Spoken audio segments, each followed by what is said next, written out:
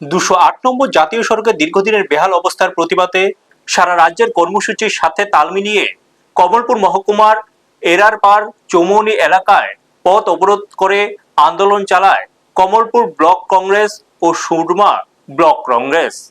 রাস্তা সংস্কারের দাবিতে এবং রাজ্য সরকারের উদাসীনতার বিরুদ্ধে এদিন তীব্র ক্ষোভ উগরে দেন আন্দোলনকারী নেতৃত্বরা। আন্দোলনকারীদের অভিযোগ, দীর্ঘদিন ধরে জাতীয় সড়কটির অবস্থা অত্যন্ত সংকীর্ণ হয়ে পড়েছে, ফলে প্রতিদিন পথ চলতি মানুষ, যাত্রী, ব্যবসায়ী ও চালকদের চরম দুর্ভোগ পোহাতে হচ্ছে। বারবার দাবি জানানো সত্ত্বেও প্রশাসন ও সরকারের পক্ষ থেকে রাস্তা মেরামতের কোনো কার্যকর পদক্ষেপ নেওয়া হয়নি। সবাই বক্তব্য রাখতে গিয়ে কমলপুর ব্লক কংগ্রেসের সভাপতি দেবব্রত মালাকার বলেন, সাধারণ মানুষের মৌলিক সুবিধা ও পরিকাঠামো উন্নয়নে সরকার সম্পূর্ণ ব্যর্থ। কর্মসূচিকে কেন্দ্র করে এলাকায় যাতে কোনো অপ্রীতিকর ঘটনা না ঘটে তার জন্য আগে থেকে মোতায়েন ছিল বিশাল পুলিশ বাহিনী। পুলিশের উপস্থিতিতে শান্তিপূর্ণভাবে শেষ হয় এই পথ অবরোধ। ব্যুরো রিপোর্ট, নিউজ তৎকাল 24। আপনারা দেখছেন নিউজ তৎকাল 24।